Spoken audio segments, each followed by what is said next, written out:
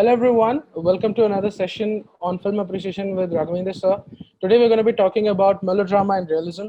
So, this one's going to be a little less interactive because even I have no understanding of this, so I'll be attentively listening today. I'm not going to be interrupting today. Please, sir, take it away.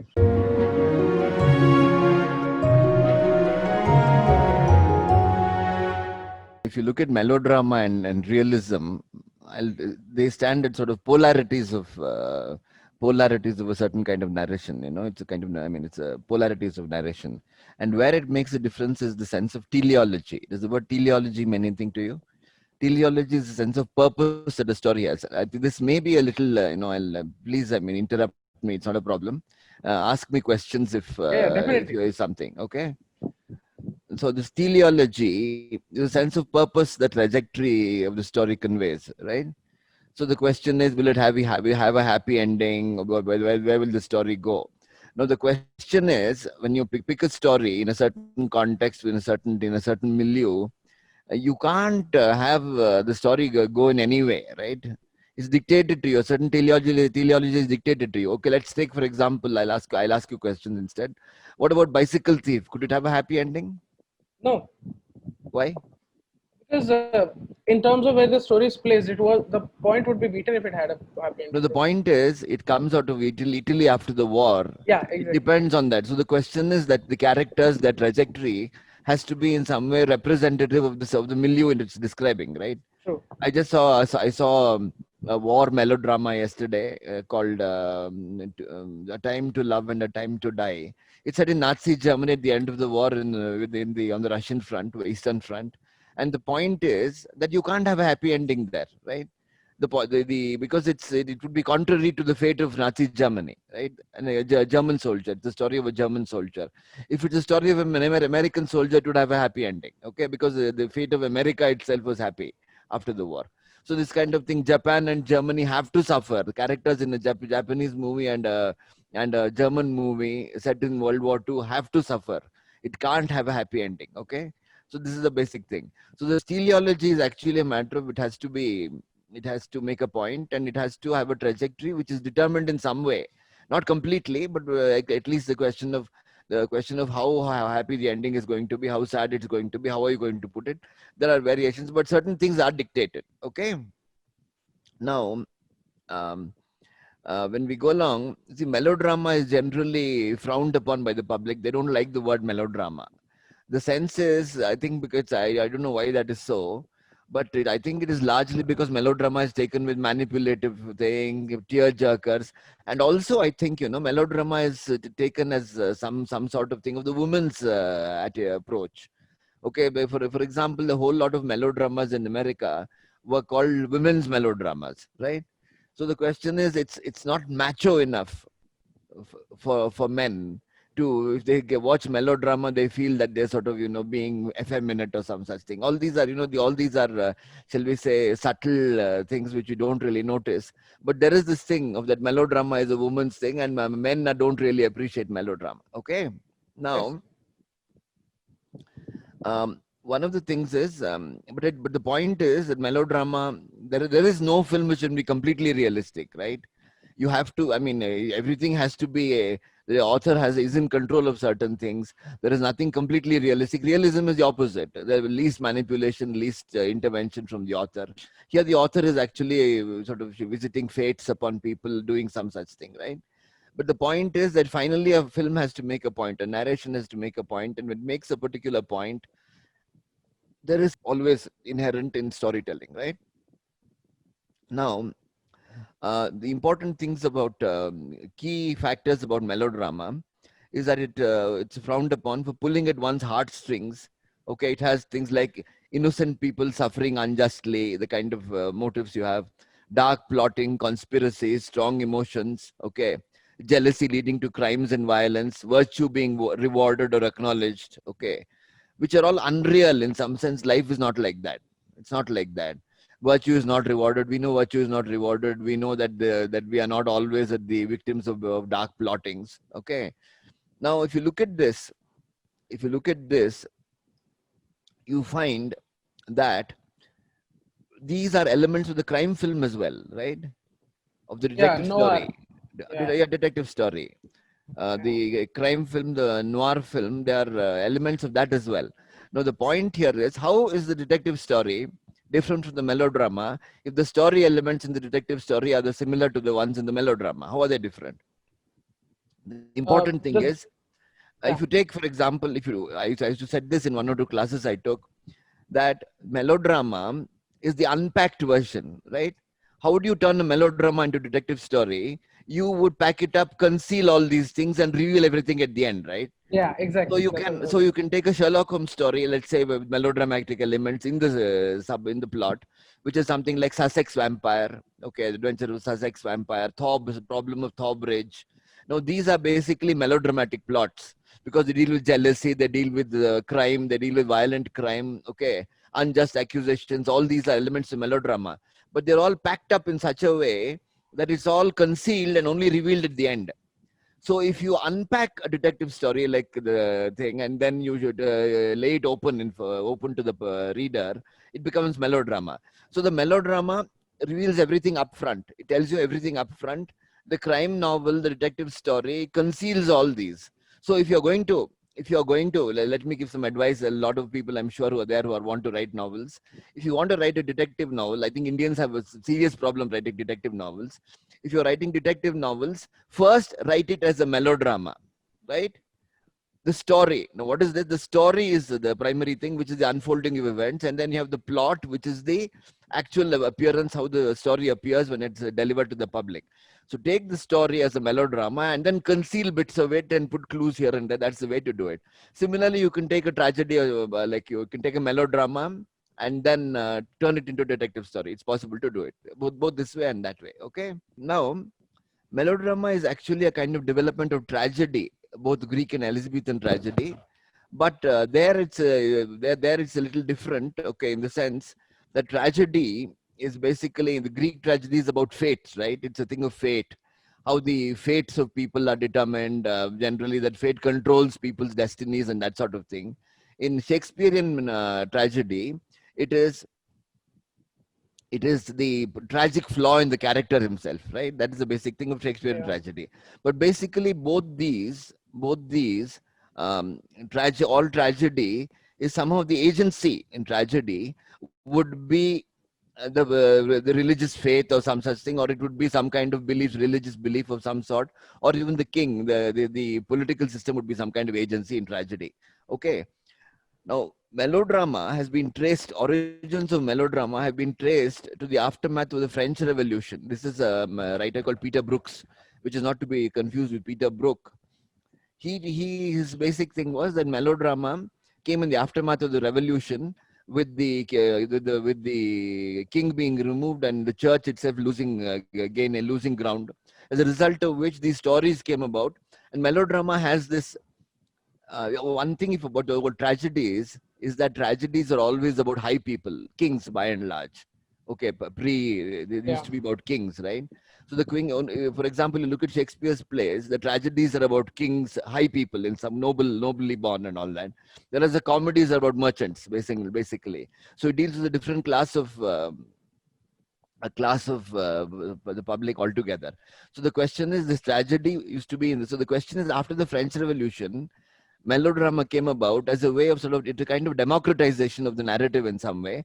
The melodramatic narrative contains elements of what do you say, what is called a certain metaphysical system within it, which rewards, punishes, which actually it manipulates. You create the system of some sort, some kind of set of beliefs, set of, it's how to put it, it's simply a metaphysical system which rewards and punishes, and through things like coincidences, accidents, all these things. Like if you look at Shakespeare's plays, not Shakespeare's plays, if you look at Dickens's novel Great Expectations, I think it's ideal melodrama. The way things Yeah. come together, okay, the things come together mysterious people come and work all kinds of things. It's turned out that their motives happen much later. Dickens actually wrote a kind of melodrama which was not upfront. He was also concealing a part detective story, part melodrama. So a lot of things are revealed at the end in Dickens. But the point is, when you read Dickens, you realize the similarities between the melodrama and the detective story in terms of plot and in terms of story content. Okay. So basically, melodrama is a democratic form in which anyone can be the protagonist, anyone can be the hero. The poorest of the poor can be the victims of the subjects of melodrama. The rich can be, anybody can be. Whereas tragedy, by and large, was only meant for the, I mean, shall we say, it was meant only for the high. It was meant for the high end. Why do you think that happened? Why do you think that happened? So that tragedy was just for people like for the kings It's and like your nobles. Mahabharata, right? Mahabharata, who are the protagonists of the Mahabharata? They're the warriors, they're the heroes and kings. They're the subjects of the natural subjects. Anywhere, there's no connection between ancient Greece and Mahabharata. But the Mahabharata doesn't write about common people. Where are the common people in the Mahabharata? There are warriors, this, that. You may have an occasional Brahmin priest, or you may have a sage or some such thing. They're all larger than life. And the question is, the common people want to hear stories about that. Like, why in a Hindi movie do the public want to see about rich people? Are only rich people watching Hindi movies? No. The question is, they project themselves into people with power in some sense, that sort of thing, right? So the question is that you want to see the big, you want to see things happening to the large, to the mighty, you want to see to the powerful. You don't want to see things happening to your friends, right? So it's illustrative in some way. It is what is the word I would say? It's instructive. It's instructive to see things happening to big people. So the question is, the melodrama came out of this, and what Peter Brooks, calls the moral occult. What he calls the moral occult, which is a kind of not exactly supernatural, but it's a metaphysical system which seems to work on its own, which inflicts punishment, which rewards virtue, and that sort of thing, right? Somehow it leaves you in a state of satisfaction at the end, even if virtue is not rewarded, is acknowledged in some way. So when people die, virtuous people die and suffer, somehow their virtue is rewarded, not rewarded necessarily, but it will be acknowledged in some way. So there is some kind of recompense of some sort. Okay. So this is a kind of thing which affirms the moral order in the universe. It's a basic thing we need to, that our sense of narration. You can't have any kind of narration. That sense of moral order has to be affirmed by the narrative. That's one of the fundamental things. Okay. So just remember this moral occult. Okay. So the question is, this thing of coincidences, things being revealed at the end, all these are the tricks by which the melodrama conveys conveys itself, makes sense to the general public. Okay. Okay. Now, so I would suggest that these exercises, you can try it out.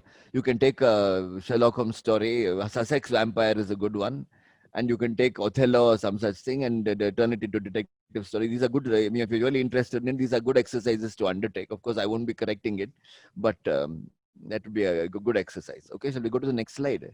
Yes. Okay, that's all right. Now, melodramas in film follow the same traits as the novels. Okay. For some reason, again, they're all the most famous melodramas are of those of Douglas Sirk, and like Written on the Wind, All That Heaven Allows. You should see this Written on the Wind. I think it's All That Heaven Allows also, but Written on the Wind is my favorite. You can try this. See, basically, as I said, it's about democratic thing, right? So you look at all these movies. Okay, let's look at Great Expectations. What is the thing? It is basically, don't you see the democratizing influence in thing? That is a person who highly born. Okay. There's a class differences between Pip and Mrs. Havisham. There's Estrella, who's very proud because she thinks she belongs to a high class family. Actually, she doesn't. She's the daughter of a convict.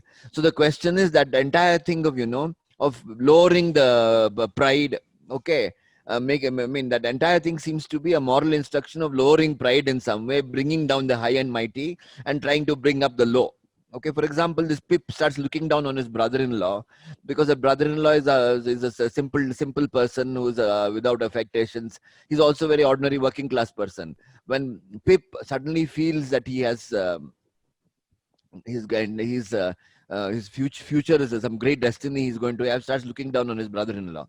The question is, towards the end, he gradually realizes, and finally there's a kind of leveling out. So you can see that democratizing imperative working in a movie, like in a story like Great Expectations. It came in the film with Gwyneth Paltrow. I don't know what happened, and not a particularly interesting film, but it's maybe worth watching. I don't think people read books anymore, so it may be worth reading that. Okay. Now the same thing with Douglas Sirk. All That Heaven, all the Written on the Wind. Both of them are about rich people, okay, falling in love with poor people, and the suffering of the rich, the suffering of the the rich are tainted by some kind of deep malaise. It's as if, they're nymphomaniacs, rich women are nymphomaniacs, rich men are drunkards. I mean, this is a fundamental thing that you have which you have in the melodrama. Okay, can you tell me something about what is the first, what is that? The epigram, which begins the Godfather. The Anybody first, knows? yeah, Epigram. yeah, I believe in America. No, not the first line in the thing. I'm saying Oh, the epigram with which the quotation from somebody you put up before the novel comes. oh no, no, I The haven't. epigraph. It's called Balzac says behind every great fortune is a crime, right? Yes, yes, The yes. novel, not the film, not the Oh film. Okay, yeah, the I haven't novel, read the right? novel. Yeah, okay. So the question is that thing. Balzac is one of the people who sort of the melodrama is one of he did that melodramatic thing. He's very important in that thing. So this entire thing of crime. I mean, behind every great fortune is a crime. Is actually frowning upon making money, frowning upon being extremely rich. So melodramas are ways in which they try to balance this thing of being extremely rich with misfortune in some way, by personal failings, by this and that. They usually have what I call demons inside them. This is very important. Very important. They have rich people have demons inside them in melodramas, Western melodramas. Let's not talk about Indian melodramas. Okay, they choose middle class subjects. Okay, the point is that their subjects are largely middle class, but in the new era, this middle class respectability is no longer a valid approach to take, right? Middle class films about middle class people doing nothing except living with their own kind and transacting with their own kind is no longer valid. Now you have to deal with the larger society, you have to deal with other issues, you have to deal with stuff like political issues, class distinctions, class struggle, gay rights. All these are issues you have to deal with, right?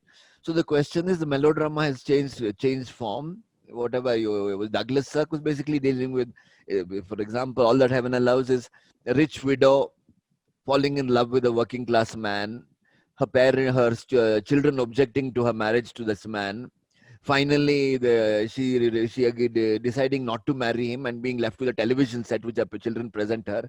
Children don't pay attention to her after that. Okay, they don't pay attention to her after that. But then she realizes that she's made a big mistake, and it ends with she realizing this, and then that man is seriously ill, and that's the kind of thing. So the question is, the point is, she has money, he doesn't have money, he lives in a among a group of friends who don't care for money. So you can see that that somehow being rich has to be balanced out in some way with through the melodramatic motives and melodramatic turns, right? So now, two masters of modern cinema, that is of real, not modern in the sense all cinema is modern. It is Fassbender and Almodovar are two directors who were greatly influenced by the melodrama. Of course, they went about it in different ways. Are any of you familiar with Fassbender? I would especially talk about Fear Eats the Soul. Have you seen? Have you seen Fear Eats the Soul? I don't know if you've seen that. I think No, Fassbender is a filmmaker who I've seen should. Fear Fear Eats the Soul. Okay, Fear Eats the Soul. Actually, I think it's been vastly misunderstood. It's about. It's actually a what is the? It's a. Um, it's actually adaptation of All That Heaven Allows by Douglas Sirk. Douglas Sirk, by the way, was an American filmmaker, but he was actually German. His name was Dietlif Sierek, and he during the Nazi period, he moved to America and he made movies there. He was actually German. Now the question is, what is that Fassbinder does in this film, Fear Eats the Soul? It's about this working class woman, white woman, okay, elderly white woman, who marries a Moroccan immigrant, working class immigrant. So the point is that people they're ill-treated by society and this and that. They're ill-treated, and finally he falls ill. He's not able to. There's a tussle between them. She's not able to keep him. He has problems. He goes off somewhere. Then finally he has some ulcers or something, incurable ulcer of some sort. He ends up in hospital. But the interesting thing in this film is Fassbinder came from Germany, right? Yeah. he was born in the early years of the war, early years of post-war Germany. But the important thing about this, about Fassbinder's thing, is in this film is that her first husband was a Pole. Okay, she has problems, racial prejudices herself. For Yeah. example, she's prepared to make an exception for this guy. She makes an exception for this Ali, who is actually a Moroccan person, but she wants people to come and feel his muscles and this and that. She volunteers that he's going to do some physical labor for somebody else. So the basic thing is that she herself is a member of the Nazi party. So what Fassbinder does here is to take this typical melodramatic subject who's innocent by and large in cinema, basically innocent, and here made her guilty in some way. This is a Fassbinder's trick he did. You take, for example, Marriage of Maria Baron, right? It's a happy story, right? A woman who comes out of the war. He comes out of war. Everything is going along fine. She makes money. She gets into things. She makes post-war economic miracle and all that. But the end of it, something happens. A gas stove bursts and she dies, right? Yeah. Why does that happen? Why is this gas stove have to burst?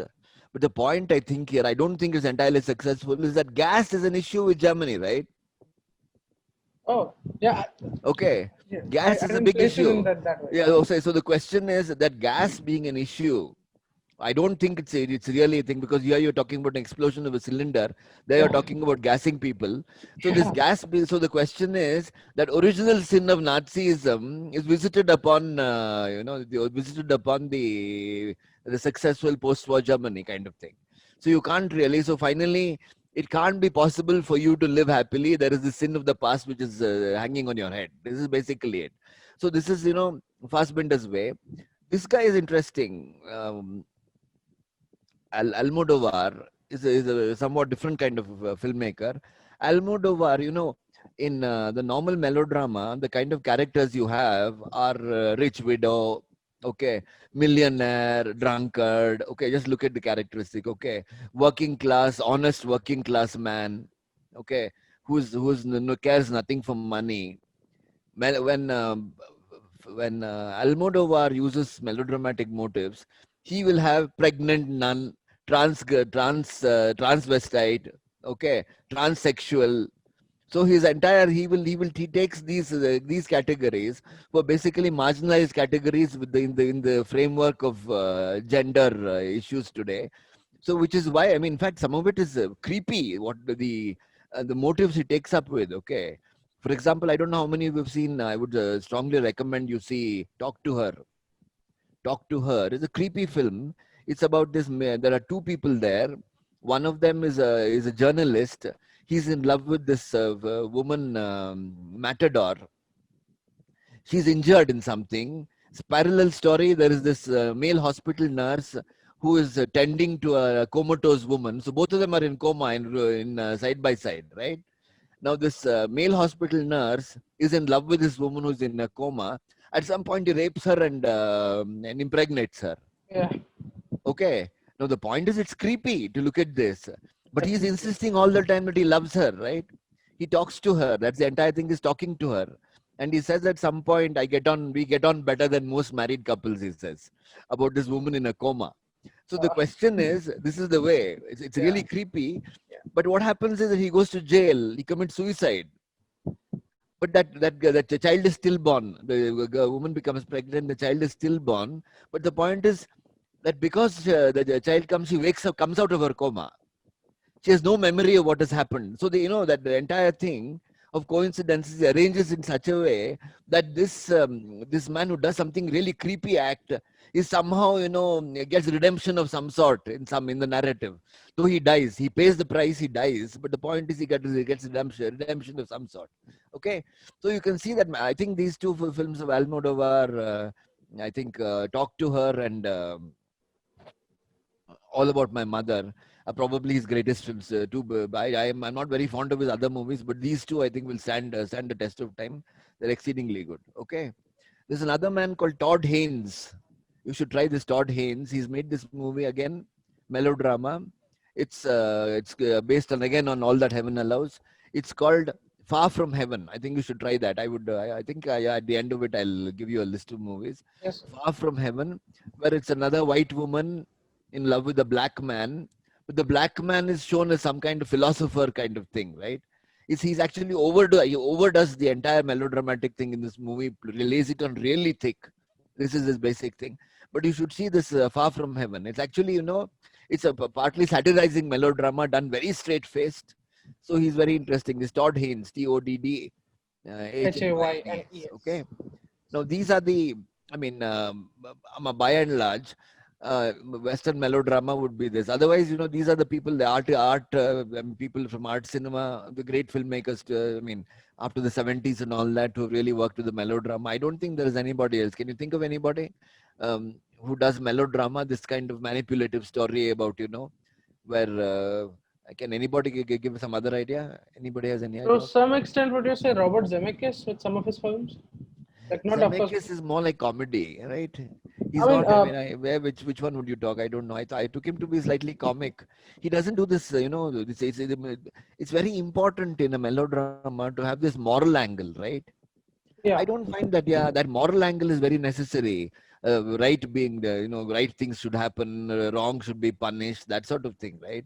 Like, look at the intensity of something like Talk to Her. Look at the creepy thing, how he is able to turn that extremely creepy story of rape of a comatose woman, almost necrophilia, and turn it into, a melodrama thing, affirming certain things. It's a feat, I would tell you, it's a complete feat of narration to take some story like that and to turn it into into this kind of melodrama with affirmations. In fact, the basic thing is this man who's in love with the matador, and she's also in coma, but because he does not talk to her, she dies. Whereas this the rapist, who's the comatose woman whom he is in love with or whatever, and he rapes, she survives. So the question is, he does this, and I'll tell you this much about this. However creepy the story may be, the important thing is that it comes across as an affirmation of some kind of affirmation of the marginalized. See, we have to accept certain things, right? Criminals are not a separate species. True. Okay, people who engage in these so-called bad crimes and all that, they're also human. You have to accept them as human. And the point of literature, the point of cinema, is to take these characters and give them the humanity. They have to be given the humanity, which does not mean that they should not suffer, that they should not pay the penalty.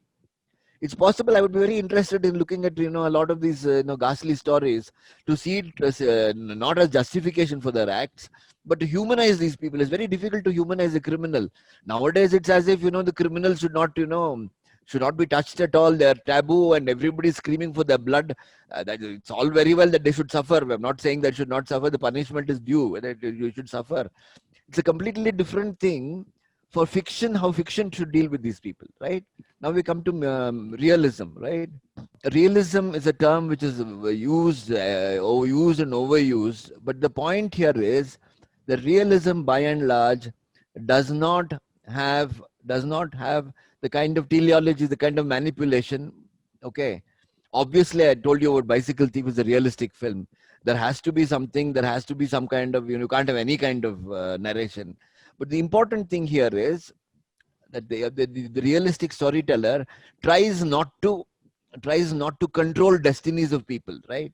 Which is why the modernist novels, if you take some novel or the short stories of Ernest Hemingway or some of these modernist writers, when they write realistically, it's almost open-ended.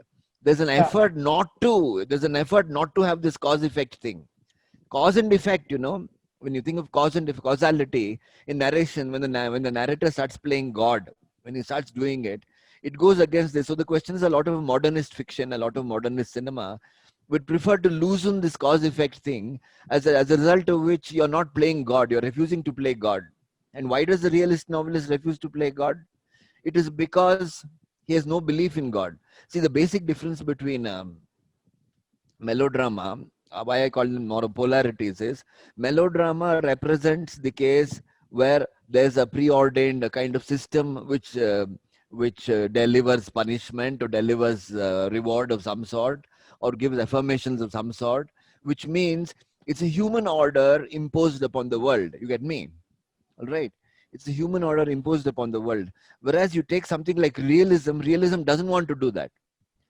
The world of realism is godless. Okay.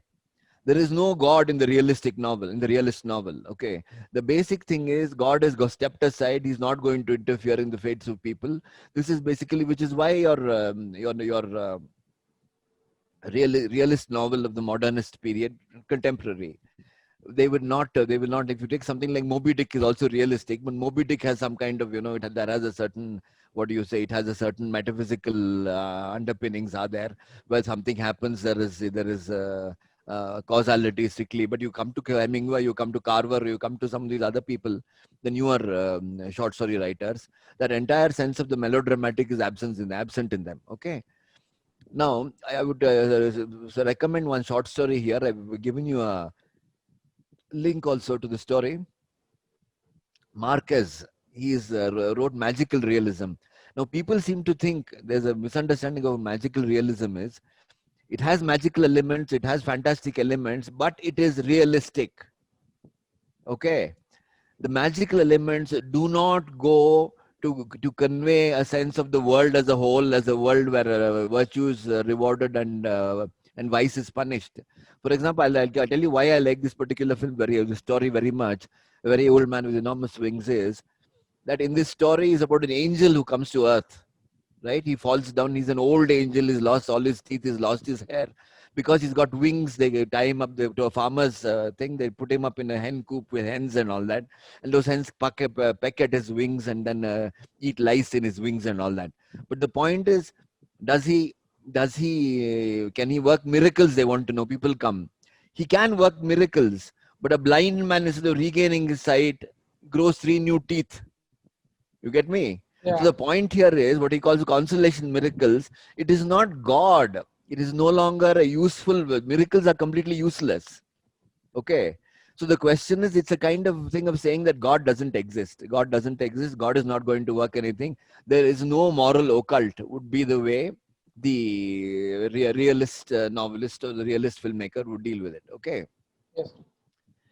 So, but you find that all stories to some kind, even if you take noir, you take things, there is some or moral affirmation of some sort. Okay, without this moral affirmation, the question is how are you going to make a realist story without this moral affirmation? This moral affirmation seems to be necessary. Otherwise, it's called nihilism. No, nihilism is a kind of sense of that the world itself is worthless. We don't have a purpose. Life No is belief. worthless. Yeah.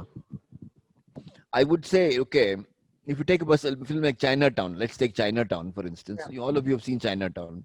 It's extremely pessimistic, right? Absolutely. Yeah. This what's her name? Evelyn Mulray's daughter is in the hands of this rapist grandfather. Yeah. Okay. But the point is, this film has a sequel. Yeah. When the film has a sequel, what does it tell you? Written by the It same had scriptwriter. It tells you there is hope, then there is right? So the point is, though Chinatown doesn't give you any sign of hope. The very fact that the scriptwriter wrote another thing means there is some sense of hope somewhere. That nothing happened to this woman. Evelyn Mulray's daughter was around. She's still a character in the film. Okay, she existed. She lived. Evelyn Mulray died, but daughter was alive, and she was. I mean, in the sense of the question is that despite its deep pessimism, hope is not something which is denied. Okay. Now you come to a film like say Pather Panchali. You take Pather Panchali. When Durga dies, it's not despair, right?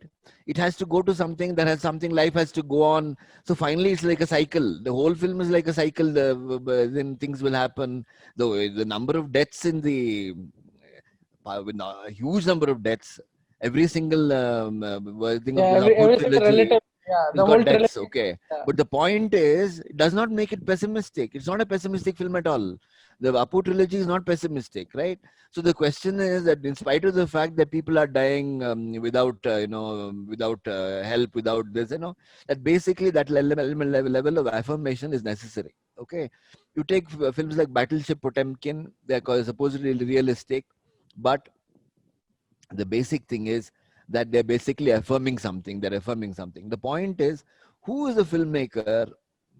Realism. In my view, the filmmaker, ultimate in realism in the sense of completely, godless universe, as I define it, is Louis Buñuel.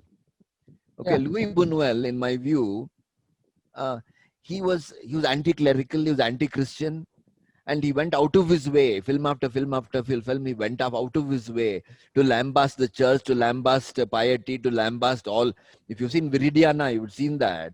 Okay, it's about charity. It's about the spirit of charity. This woman, I don't know how many we've seen Viridiana. If this woman starts, with some money, she starts a house for beggars, to tend to beggars. But what happens is the beggars go run amok. She can't control them. Finally, these beggars are virtually, lining up to rape her. That is the level it comes to. So Yeah. this entire thing, like you have, in Indian thing, beggar means, certain thing. The point is she can't control these wild creatures.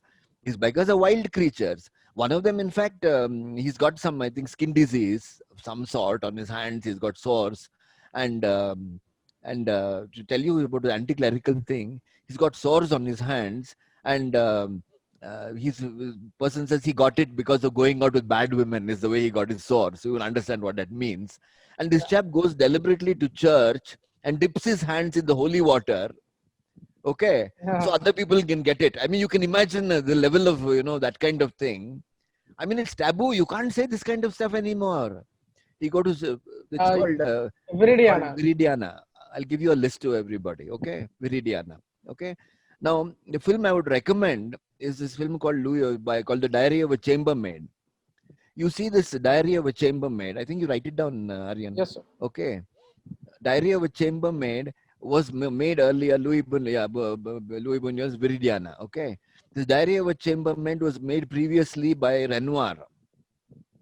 It's a novel actually written by somebody, and that novel was made into a Diary of a Chambermaid. Yeah, by Buñuel. Okay, the novel was previously made by Renoir. Both these movies are available.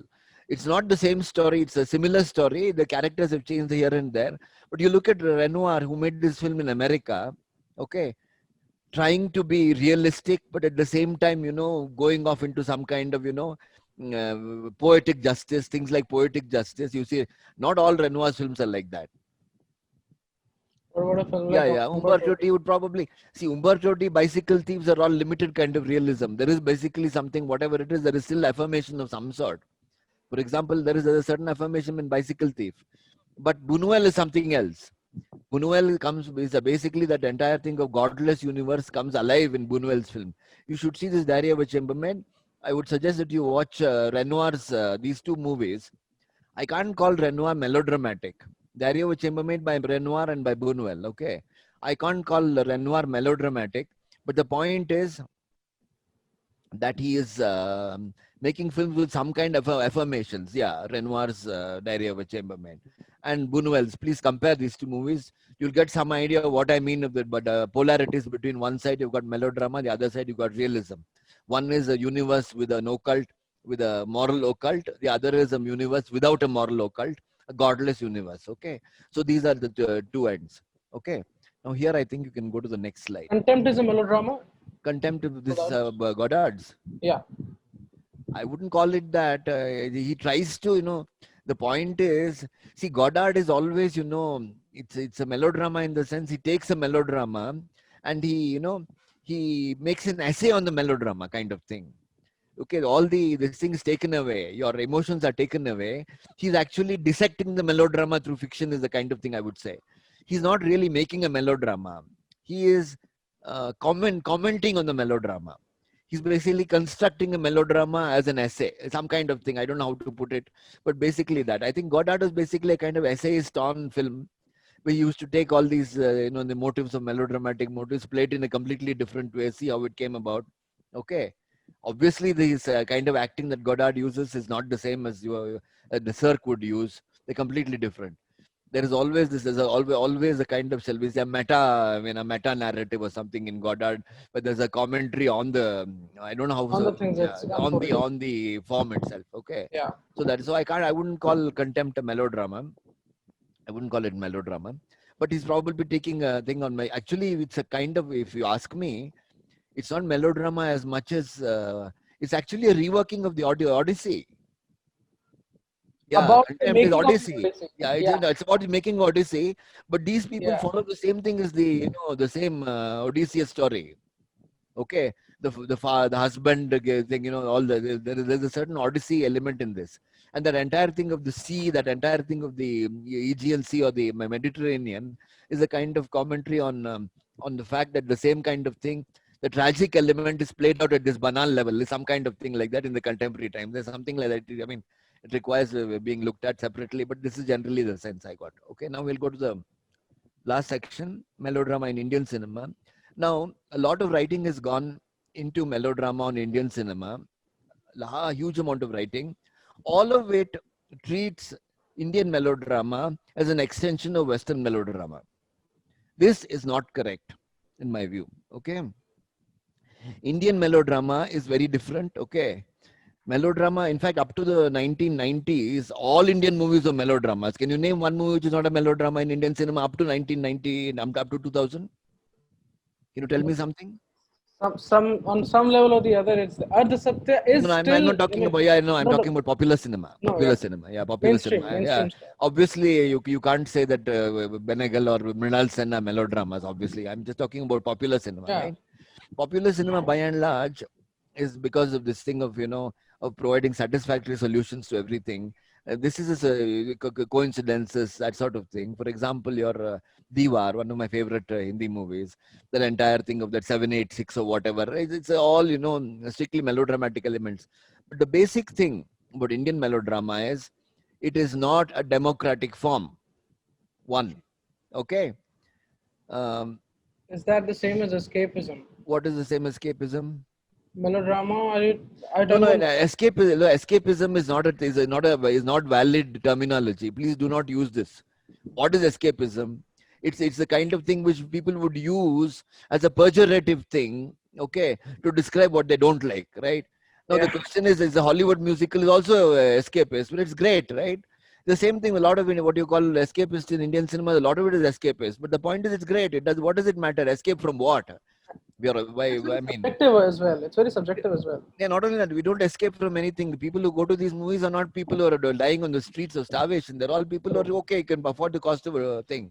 So this escapism was a term used in 1970, around 1970, because of the kind of frivolous things of Indian cinema supposed to be frivolous. All your, imitation James Bond stuff, your stuff like Jewel Thief and all these movies, right? They were Yeah, called escapist. Evening in Paris, all they were called escapist. But it's not theoretically valid terminology, so don't use it. Okay, it's best not best to be forgotten, this term escapism. Okay, now now we come to this thing where yeah, so the question is that all Indian films were melodramatic in some sense, but number one, the first thing is that there is no moral occult. Let's take the story of Harishchandra, okay, which is melodrama. The story of yes, Harishchandra, Raja Harishchandra, it's melodrama. The question is, in Raja Harishchandra, the gods test him and the gods pull him out of his troubles. They yank him out of his troubles. There is no metaphysical system. It's a completely mechanistic universe in Indian cinema. People are pulled out of trouble. Okay, let us take Hum Aapke Hain Kaun. In Hum Aapke Hain Kaun, how is the the thing resolved? How is the dilemma resolved? How is it? How does it the happen? dog, Tuffy, Correct. Tuffy. The dog, it's not the dog. It's a dog empowered by divinity, Yeah, yeah, God. yeah. Okay. Deus ex machina. Yeah, Yeah, correct. Okay. So the question is that you can't have this, you can't have things happening just like that because of, what do you say, because of moral occult. It's somehow somebody pulls you out of the trouble, right? And the point is in if you take Parashakti, it's a courtroom, right? So the yeah. question is, it's always mechanistic. There is never this sense, not that there are no more coincidences and accidents. These coincidences and accidents put people in situations, and they are not used to affirm anything. Very rarely used to affirm anything. God comes and intervenes. Actually, one time I was studying this thing. It's very interesting. You know, in Hindi movies, what is the Shiva? What is the emblem for Shiva? What do you find in a Shiva temple? Uh, the Nataraj symbol. No, you find the lingam, right? Yeah. Oh, yeah, yeah. Right. That is the linga is the thing of the Shiva temple. You won't have a statue of Shiva in a Shiva temple, right? You'll have a Yeah, lingam, no. right? Yeah, yeah, But when in the Hindi movies, Indian movies, when you have the thing, you got a statue of the god. yeah. Why is you have a statue of the god? Because that god can intervene in your story. And you can interact A with it. linga can't intervene. Okay, God can. So that muscular God with arms and the thing can actually intervene in your story, right? So that is the reason you used to have this. And I found these two interesting movies, QSQT, this thing, Kamat QSQT. tak, Kamat tak, yeah. Yeah, Kayamat se Kayamat tak, where actually these people go to a temple. They go to a temple and they do puja in the temple. That idol in the temple is a crude, actual lifelike. I mean, actual kind of idol you have in real temples, right? The result is when they get into trouble, there's no intervention by God. They suffer, they die. Okay. So the question is very interesting that in Hindi cinema, by and large, divine intervention is not moral occult. It's like your friend pulling you out, right? So this is an Yeah. important thing. And secondly, this entire thing of democratization is not there. Let us take Avara, probably the most rousing melodrama in Indian film history. Avara. Let's look at Avara. What is the thing in Avara? He What is gets, is he that finds his father by democratization? the, Is that no, democratization? No. See, the thing is, no. Raj Kapoor is admitted into his father's family Yeah, at the end, which means that the money the wealth that should have rightly been his becomes his at the end. yeah, There is no shying away from money there. So in true. Indian And it's melodramas, you will almost like not. he was wrongly raised as a poor Yeah, guy. so the question is, he gets his money, he gets his wealth, he finds his position in society. There is nothing to say that society should, there is never a case where a person, okay, if you look at Indian melodramas, it is people who've been misplaced from rich families who find their way back into rich families. Wealth seems to be a necessary element in Indian melodramas because basically that sense of democratization thing is not there at all. That wealth is bad is not to be seen in Indian movies. Have you ever seen an Indian film where wealth is bad is a motive? Where was the thing? When was it last done? Even in the socialist era, There are some of the films where like rich people are shown as bad people. rich people can be, but rich wealth itself being bad. See, wealth corrupts. That's very Yeah, different. Where rich people can be bad, but the point that wealth corrupts, which I told you about Douglas Sirk's thing, the point is the fellow is a drunkard. He's gone into money. He's gone into this. He's a drunkard. His idol sister is an infomaniac. I mean, this kind of stuff, right? You will not find this kind of stuff in Indian cinema. That wealth corrupts. The point is there are bad people. Usually, bad people are people who have become rich through bad ways. They are not yeah, people who've been corrupted by money. It's a completely yeah, different thing, right? yeah. Okay. It's a So have a look character at this. thing. Yeah. Look, it's not a question of good or bad. I'm not saying at this particular point that Indian cinema, it's not, it's a question of you see, no, it's not bad. Look, I'll tell you, let me say why Indians are rich in in Hindi movies. Okay. It is because the self-image of those guys, wannabes who watch Hindi movies are spending money in Europe would be their ideal of being happy, right? So the question is, that audience will identify with people who spend huge amounts of money in America or in Europe, basically, not America so much as Europe, right? You look at Kannada cinema, which caters, this is something I've studied. In Kannada cinema, the rich protagonists of Hindi movies spend money in Europe. Okay. The poor protagonists of Kannada cinema live on the pavement and eat out of roadside eateries, right? But this is also a blockbuster, that is also a blockbuster. Okay. Okay. Yeah, it disrupts. Well, wealth corrupts. Correct. You're right. Yeah. So it's a basic thing of wealth corrupting. But in India, the chance of wealth corrupting is not there. People may have become rich through unfair means, but wealth itself corrupting is not there. Okay. So it's a very, very important thing. Now, the point is, why do we see more beggars in India than you see in Africa? Why do you see more beggars in India than you see in Africa? Because beggars are entitled to beg in India. They can show themselves in public wherever. Okay. The question is, there is a place for the beggar in Indian hierarchy. In fact, this Naipaul in some particular book, somewhere he writes, quotes Premchand, he says that year, okay, they became so poor that beggars went away without being fed by these householders, right? which means that householders became so poor they couldn't feed the beggars. Naipaul dismisses it something, but the point here is that giving alms is the dharma of the householder. Accepting alms is the dharma of the beggar, right? So the question is everybody lives at his own level. At this there is no democratizing imperative like that everybody should be made equal. Inequality is built into it, but there's also a place for inequality in the sense that every man has his place, kind of thing. Okay, you get my point. Is there any issue on this? It's not caste as much as a sense of different levels in the hierarchy are all equally valid within that. It's that. Now the question is whether it's a good thing or bad thing, I won't go into. But the point is they want to make allowances and want to find places for everybody in the hierarchy. This is basically the thing of caste system. That is one side of it. The other side of it, they will not rise. There is no aspiration. They will remain at the same level. They will not make it up. That kind of aspiration. In fact, I don't know. I think one of the also important sociologists has said the various jatis, there is no upward mobility. There is no demand for upward mobility. They're perfectly proud being in their own situation.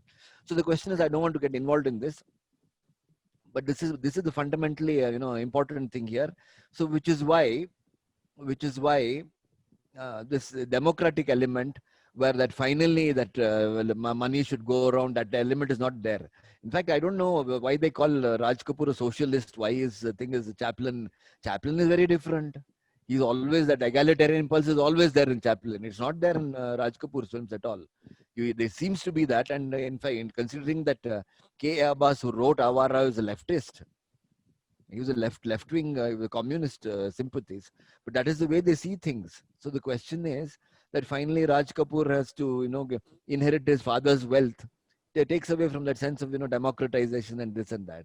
But Raj Kapoor is probably the best maker of the melodramas in India. He understood the Indian mind, the Indian psyche better than any other filmmaker. Is also a thing I'll say.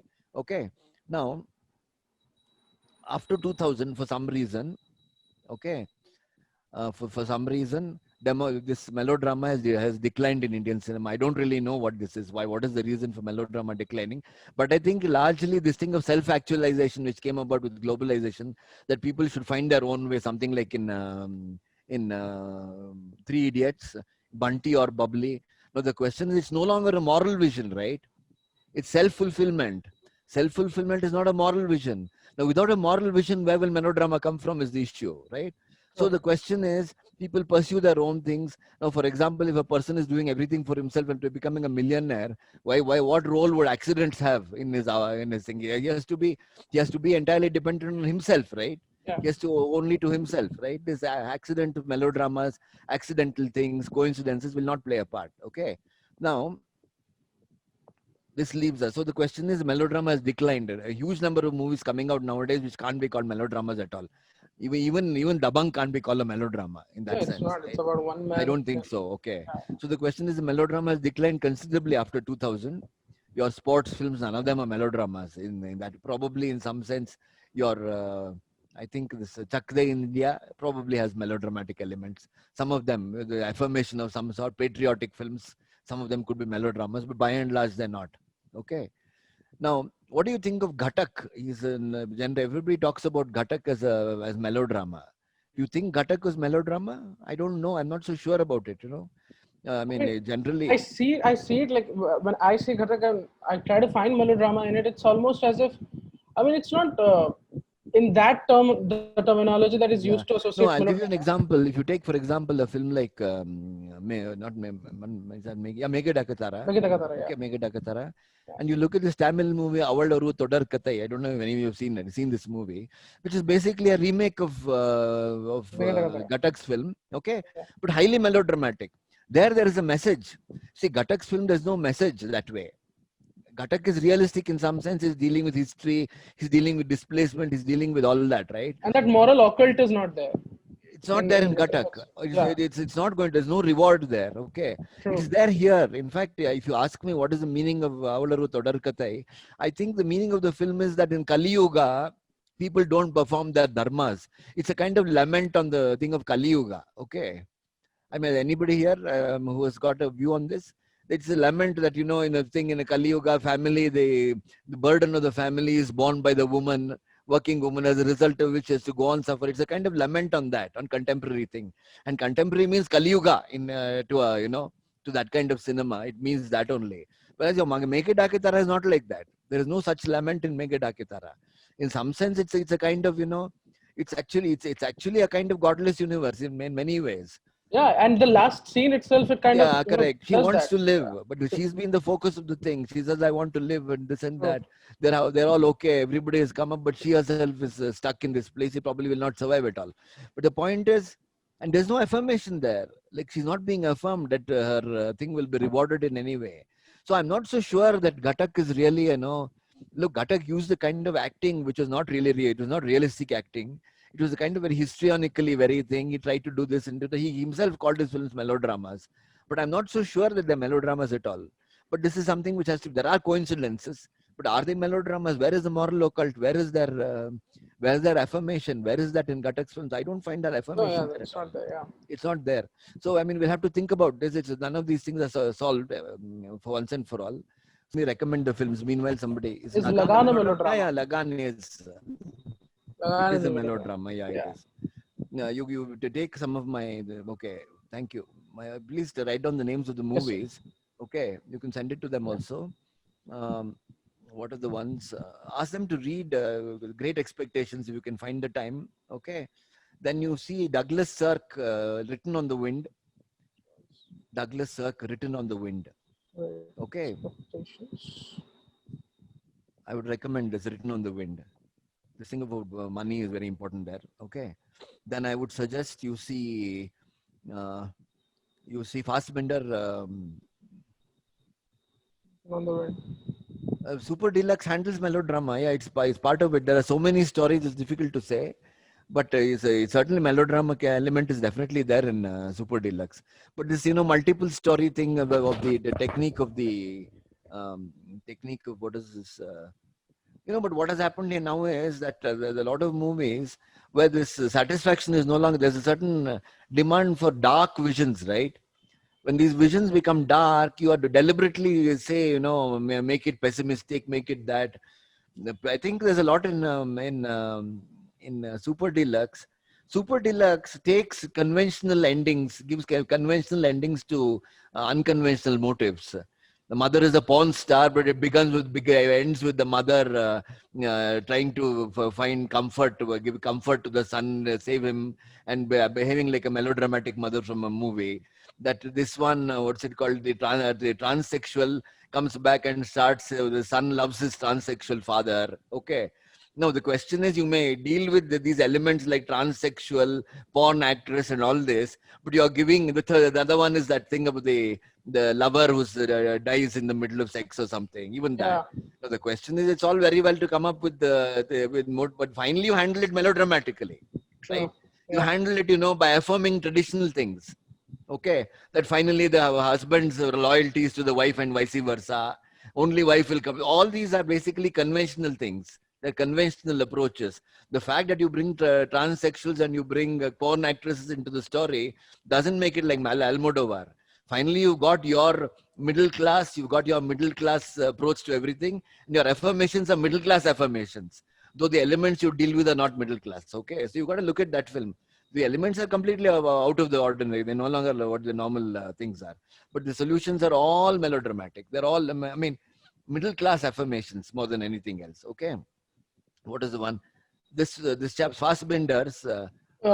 Last one, Trios films around the Dogma 95. Yeah, I think last one, Dancer in the Dark. this one, I think Dancer in the Dark Dancer in is the Dark. definitely melodrama. Yeah. He was later films, no, not an infomaniac, but Dancers in the Dark definitely. Okay. And I think Dogville, I'm not so sure about. Dogville is a little thing suspicious, but this one is definitely, I think, Dancer in the Dark is melodrama. There's another Dogma film, Celebration. What about that? Would that Winterbug. be? I think I've seen it. No idea. It's not probably. They were only, their basic thing of Dogma was only how they would use the camera. It was not basically in terms of that. Yeah. No, thematically, of course not. But they're not. Yeah, he's not melodramatic. He's not melodrama at all. Okay. Then I would suggest this Fassbender's Fear Eats the Soul. Okay, Fear Eats the Soul. I would suggest Almodovar's Talk to Her if you haven't seen it. Fear Eats the Soul. Fear Eats the Soul. Almodovar's Talk to Her. Okay. Talk to Her. Then I would suggest Todd Haynes, Todd Haynes, Todd Haynes. I would suggest Todd Haynes, Far from Heaven. Far from Heaven. And I would suggest, what else? Sir, Todd Haynes. I would suggest, obviously, what's this chap's, Raj Kapoor's Avara, certainly. Avara, certainly. Okay. Avara is probably the most melodramatic. I would suggest Andaz also. Raj Kapoor, yeah. Raj Kapoor's Avara, I would certainly recommend. Sangam also. So these are the sort of. Does Aranya Kandam have melodrama in it? Which one? Aranya Kandam. Kandam, I think. Okay, thanks, Babu. One more thing, please, Buñuel's Diary of a Chambermaid, Renoir's Diary of a Chambermaid. I would strongly recommend these two. Okay, please watch these movies and see how Renoir's. I mean, if after this talk you're able to see these movies and see the difference between Renoir's handling and Buñuel's handling, you will know exactly what I'm talking about. Okay, then you'll understand. Renoir, Renoir, and Correct. Buñuel's Diary of a Chambermaid. Two different movies, both are available. Renoir's film was made in America, not one of his better films, but that was because it was made in America. Okay, Yeah. have a look at it. Renoir is not always melodramatic. La Chienne is far from it, but this one is certainly that. Okay. Any questions? Gurudutt, yeah, Gurudutt obviously. You can take all popular movies made before 2000. All popular movies in every language. I'm not so sure about Malayalam though. Malayalam, I'm not going to stick my neck out. All other language films in India would be melodrama, popular cinema, not art cinema. Up to 2000. Does 2000, yeah, please. does Aranya Kandam have melodrama in it? What is it? I don't know the film. I don't know. I can't, But the point is that you should be able to see that there is no moral occult, okay? But it's melodrama. And there is no democratizing imperative, which is very important. Okay, once you understand this, it's okay. All right, Yes. that's all. So thank you. Thank you, sir. Thank you everyone for joining in. Thank you so much. Thank you very much.